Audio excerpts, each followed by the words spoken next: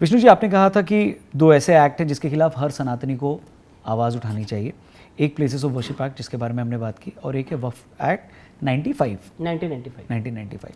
सो आपने ये भी कहा है कि वक्फ एक्ट में एक साइड को ऐसी ताकत दी गई है कि वो किसी भी जगह को अपने लिए क्लेम कर सकता है। सो इसको थोड़ा सा एक्सप्लेन करिए व्यूअर्स के लिए हमारे।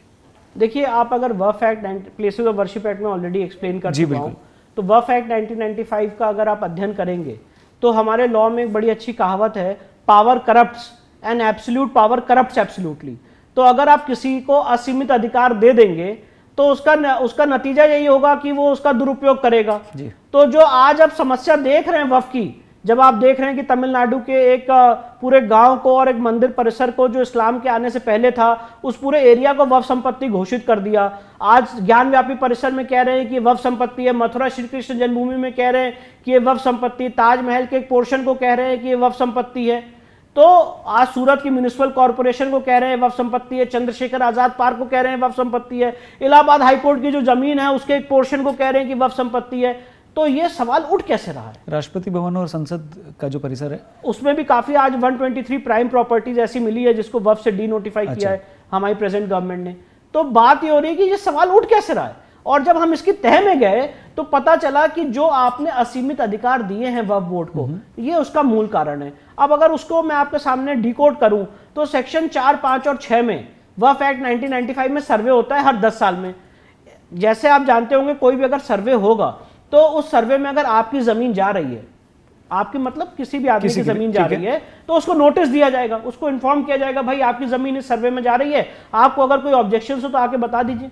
आप जान के हैरान हो जाएंगे कि वक्फ एक्ट 1995 में जिस व्यक्ति की जमीन सर्वे में जा रही है उसको कोई अपॉर्चुनिटी ऑफ हियरिंग ही नहीं है, सेक्शन 4, 5 और 6 में। और पहले उसमें जो शब्द यूज था वो था पर्सन इंटरेस्टेड।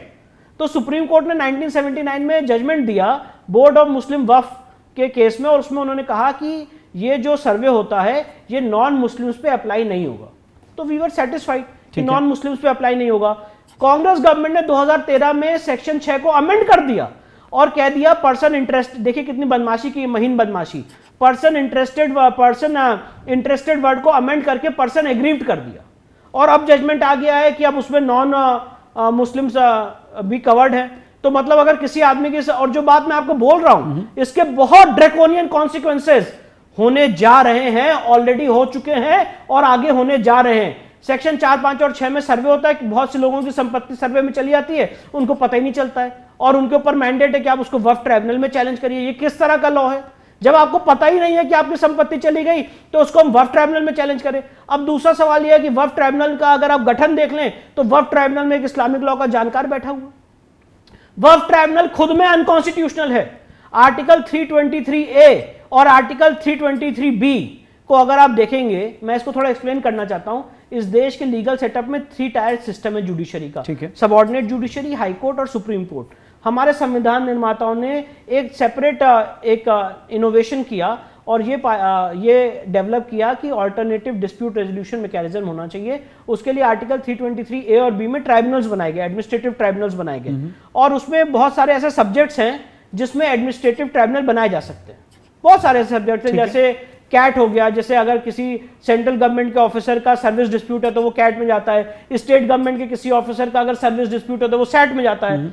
आप जान के हैरान हो जाएंगे, आर्टिकल 323A और 323B में वक्फ बोर्ड को, वक्फ ट्राइब्यूनल को बनाने की पावर ही नहीं है।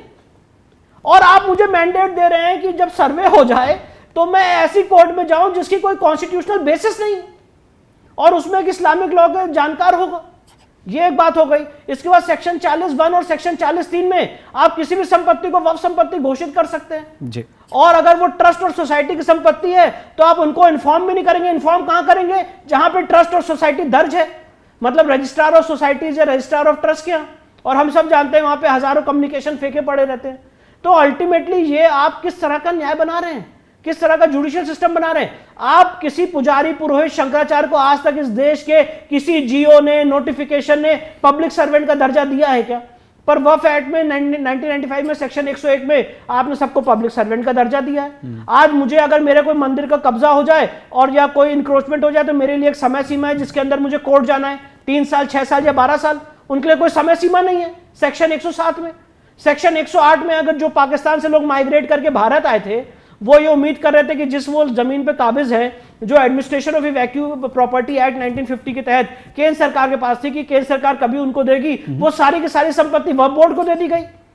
और अगर ऐसा कर दिया गया तो सेकुलरिज्म की जो पूरी परिभाषा है उसमें एक मेडल लगाता है।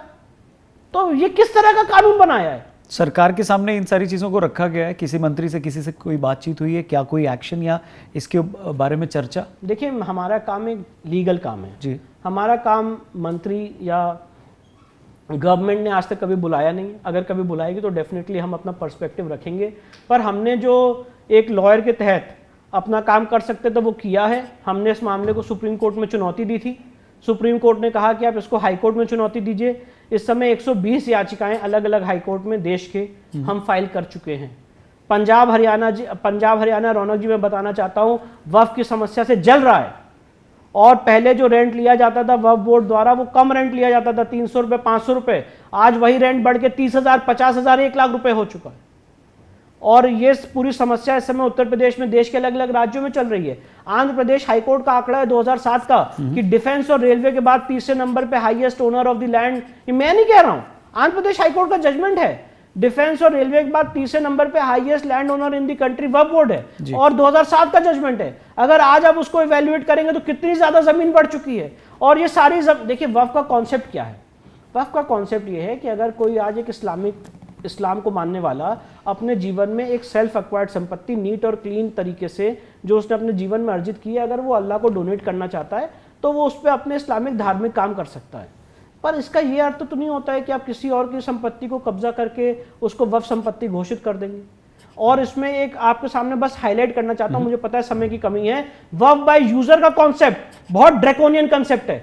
मतलब जहां पे कोई डॉक्यूमेंट नहीं है कि ये कब वक्फ घोषित की गई, तो वहां पे कॉन्सेप्ट है वक्फ बाय यूजर का। अगर आप बेली का मोहम्मदन लॉ पढ़ेंगे, मुल्ला का मोहम्मदन लॉ पढ़ेंगे, तो उसमें वक्फ की जो डेफिनेशन मैं आपके सामने रख रहा हूं वही डिफाइंड है कि आपको अपनी सेल्फ एक्वायर्ड संपत्ति को वक्फ संपत्ति घोषित कर सकते हैं। इस डेफिनेशन को वक्फ एक्ट 1995 में बदल दिया सेक्शन 3 सब क्लॉज आर में।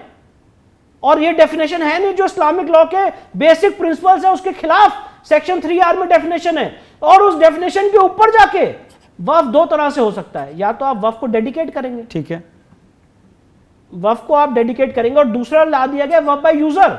मतलब अगर डेडिकेशन का कोई डॉक्यूमेंट नहीं है तो कहेंगे कि इसको हम इमेमोरियल टाइम से यूज कर रहे हैं। और इसका उदाहरण आप देखेंगे बेंगलोर के ईदगाह मैदान में ज्ञानव्यापी के केस में, जब पूछा गया कि औरंगजेब ने इसको कब वक्फ घोषित किया था, जरा वो डॉक्यूमेंट दिखाइए, क्योंकि किसी भी मस्जिद के लिए वक्फ घोषित होना बहुत जरूरी है। ठीक है, तो वो कैसे होगा? उसके लिए आपको डॉक्यूमेंट दिखाना पड़ेगा कि भाई फला आदमी ने अपनी संपत्ति को वक्फ घोषित कर दिया था और उस पर मस्जिद तामील हुई है। तो जब वो डॉक्यूमेंट नहीं मिलता तो कहते हैं वक्फ बाय यूजर है। उसका उदाहरण आप देखेंगे बेंगलोर की ईदगाह मैदान में, उसका उदाहरण आप देखेंगे ज्ञानव्यापी में, उसका उदाहरण आप देखेंगे ताजमहल में, जो केस इस समय सुप्रीम कोर्ट में चल रहा है। सुप्रीम कोर्ट ने पूछा है ताज जो यूपी सुन्नी सेंट्रल वक्फ बोर्ड है कि बताइए इसको कब आपने वक्फ घोषित किया। 2018 से आज तक वो मुकदमा नहीं लगा है।